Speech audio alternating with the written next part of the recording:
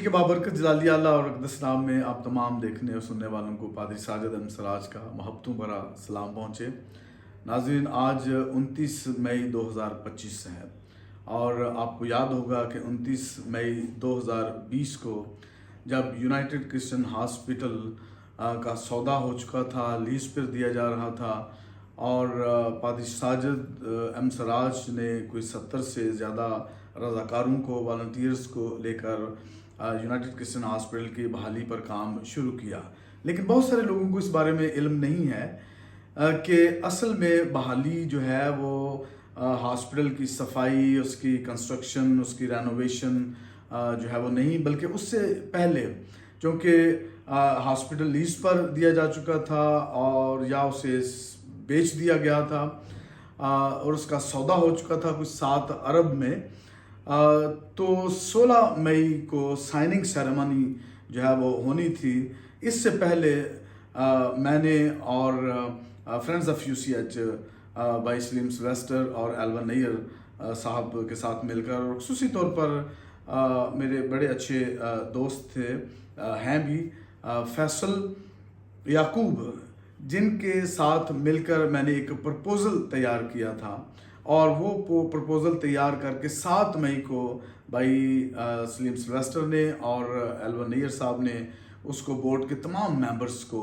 بھیج دیا تھا، بائی ہینڈ، ٹی سی ایس اور بائی پوسٹ، واٹس اپ، کسی بھی طرح سے وہ پرپوزل بھیج دیا۔ جب 16 مئی کو سائننگ سیریمنی کے دن سارے بورڈ ممبرز جمع ہوئے تو وہ پرپوزل چونکہ ہمارا لکھا ہوا ان کے ہاتھ میں تھا، ان کے پاس تھا، اور انہوں نے اس پرپوزل پر سائن کرنے سے انکار کر دیا اور وہ بورڈ سپلٹ ہو گیا، اور پھر یہ جو لیز کا سودا تھا، جو ڈیل تھی، وہ کینسل ہو گئی۔ اور اس کے بعد پھر 29 مئی کو جو ہے وہ کچھ والنٹیئرز کو، 70 سے زیادہ والنٹیئرز کو لے کر یونائٹڈ کرسچن ہاسپٹل کی بحالی کا کام جو ہے وہ شروع ہوا۔ آج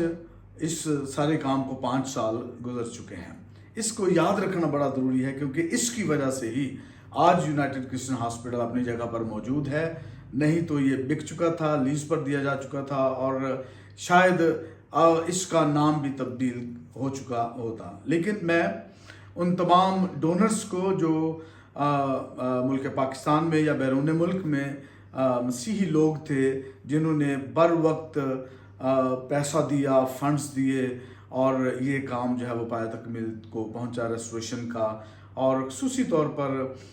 میں شکر گزار ہوں اور تمام ڈونرز کا، بالخصوص ڈاکٹر نیتن جلیل کا، جو بر وقت اس سارے کام میں شامل ہوئے، اور دور و نزدیک پاکستان کے اندر سے اور بیرون ملک سے، اور خصوصی طور پر تمام وہ لوگ جو یونائٹڈ کرسچن ہاسپٹل کا حصہ تھے، جنہوں نے یہاں پر ٹریننگز کی، جابز کیے، اور پھر وہ بیرون ملک چلے گئے۔ ان سب کی کاوشوں اور کوششوں کے نتیجے میں یہ ہاسپٹل کے ریسٹوریشن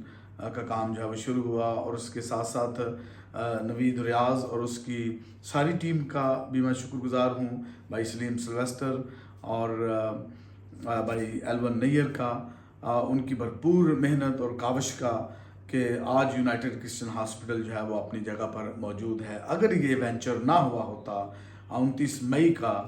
تو آج یونائٹڈ کرسچن ہاسپٹل کا نام بھی کوئی اور ہوتا اور اس کی صورتحال بھی کچھ اور ہوتی، اور یہ مسیحیوں کے ہاتھ سے جا چکا ہوتا۔ میں ایک دفعہ پھر آج ان تمام لوگوں کو، والنٹیئرز کو بھی یاد کرتا ہوں،